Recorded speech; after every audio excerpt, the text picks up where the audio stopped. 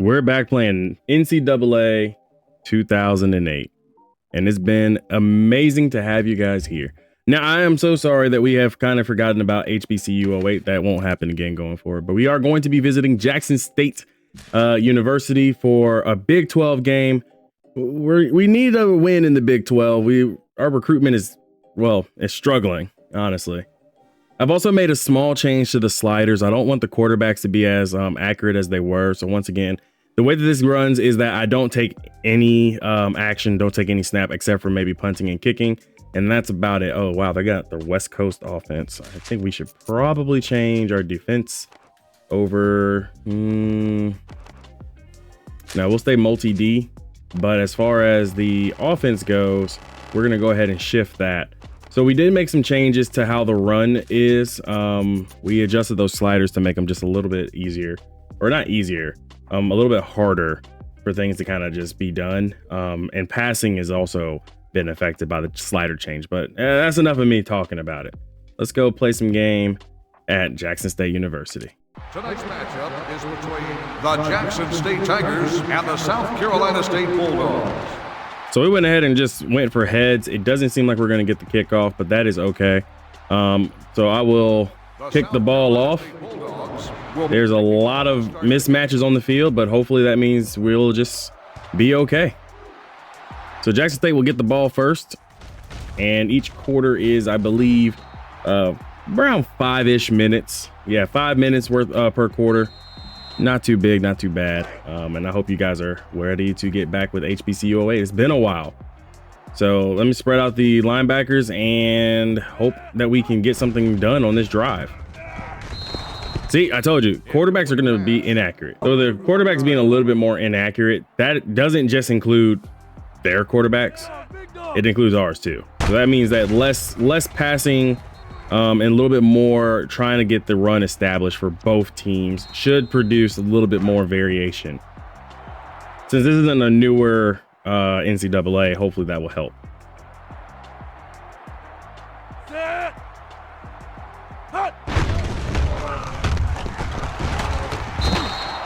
And a sack, big sack right there. Love it. Love to see it. Huge sack puts them in a 4th and long situation. Good job, Williams. Good job getting back there. So our best person is Ben Parker, our running back, I might add. And he'll be back there returning the ball. I'm going to try to select off somebody different. And it was probably going to select me to Parker anyway. But he's got the ball. I'm not controlling him. There's a seam, huge hole. And that will be a touchdown on the punt return. Look at that. To the house. Number 21. You can go ahead and stop doing that, son. I know this is a generic stadium for Jackson State and South Carolina State and every other HBCU because FCS schools just weren't loved in this game. But I will tell you that this is a beautiful looking stadium. It looks good. Yeah, on us, right? 15-yard penalty will be enforced on the drive. Oh, boy. Well, we're going to kick a field goal, or at least try to. This looks like a long field goal.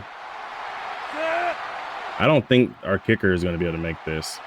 And their kicker being me, because there's no way to, select off of them. So we got it. That's a plus. Huge. I'm happy. Yay. And just like that, we've already got a score, and our defense will come back out onto the field to take on Jackson State's offense and hopefully force another 3 and out. Oh, there was a huge seam there. Come on, get there, boys.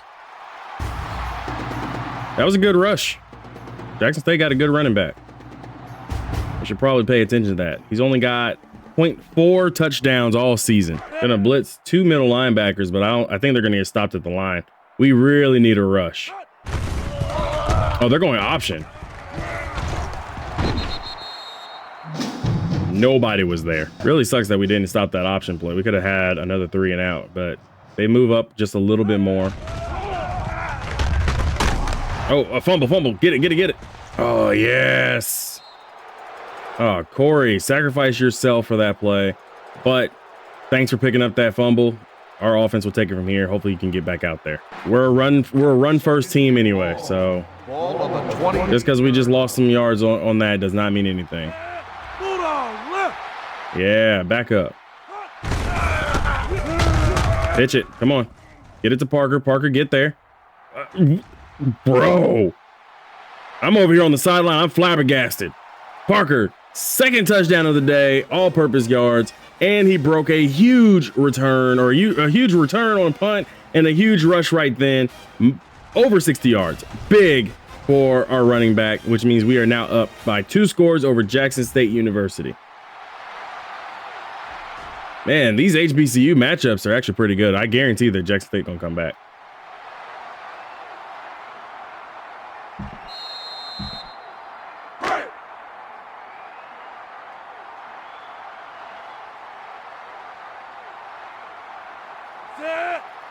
And a very easy chip shot field goal.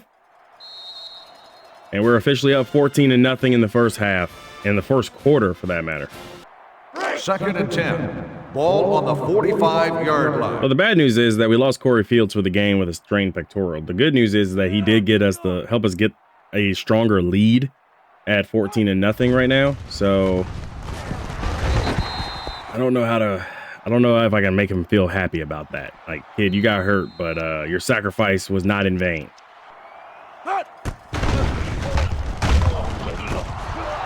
And it paid off. Interception by Larkin. It's good. That's a big play for him.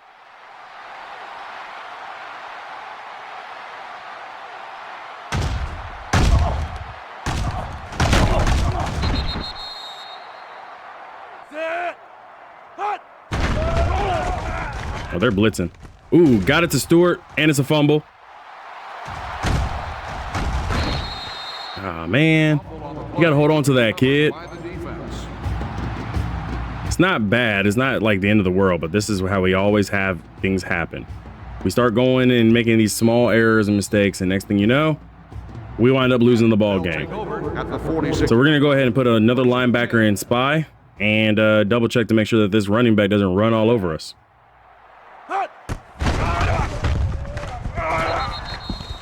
Incomplete pass. Come on, get there with the linebacker. Come on, guys. You got to wrap them up. At the end of the first quarter, we are ahead 14-0 over Jackson State. I think having the DBs as spy definitely helps out with this quarterback and running back combination. We're making them actually work to us. If the outside corners could do their job. Oh, that was a fullback dive. Yeah, he's in.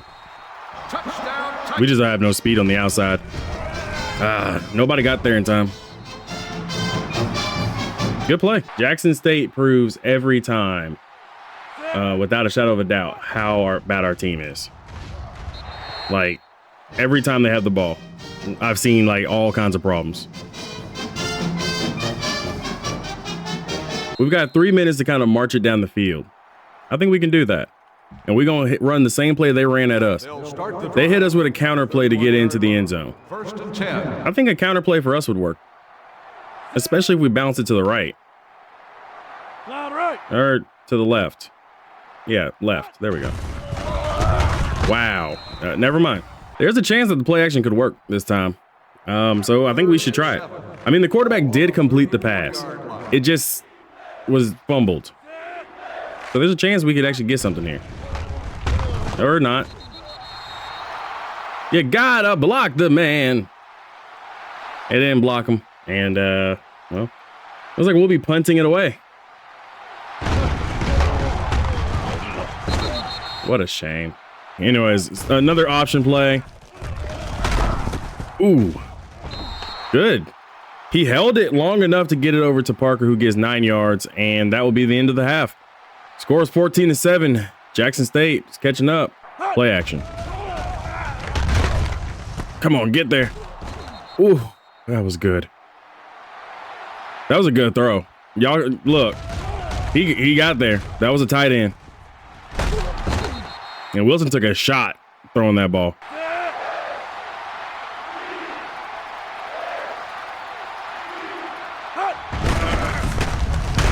Ooh, ooh. The quarterback was actually smart with that pitch. I thought we were dead. He was running into people. Did Virginia Tech beat somebody? That is Parker's 8th rush, 2nd touchdown, and 110 yards. So our run game is effective today. The danger still looms that we're going to probably wind up falling behind. I mean, it is Jackson State. They actually are probably one of the better teams in our division. I think actually most of all the SWAC teams are actually better than most of the MEAC squads, at least at this point. Oh, whoa. The linebacker intercepted that. Guys, we are working with a defense that is possessed in this game. I didn't even see the linebacker there, and I guess Jackson State didn't either. Great interception for Gonzalez. Let's go play action rollout this time. Let's see if we can get a little bit of play action. They know we want to run the ball. Maybe a play action play this time might give us a little bit more on the edge, especially with Andrews can get like free. Or you can throw it that way to Stewart. Okay. I'm gonna shut up. I'm just the coach. I don't have anything. Good passing touchdown from the quarterback. I didn't even see Stewart. I didn't even see him.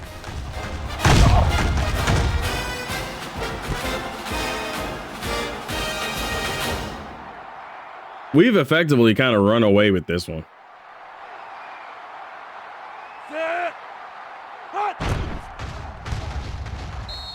And that means a lot to me as a coach, especially considering how bad our squad actually is. 1st and 10.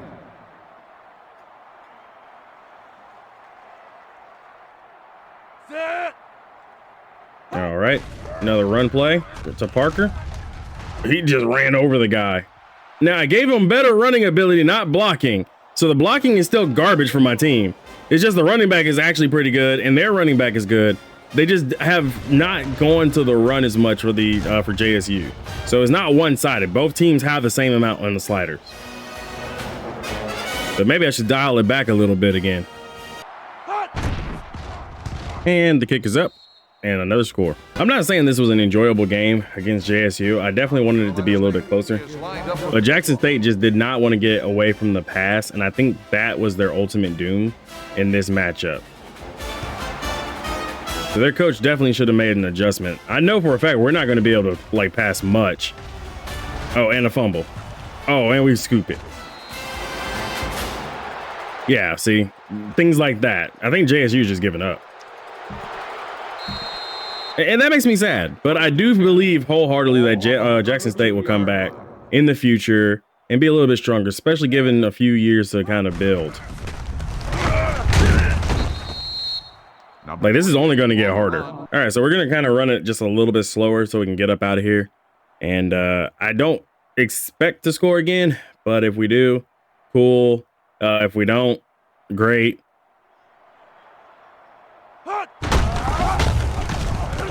Oh, Parker gone. This man is on a mission.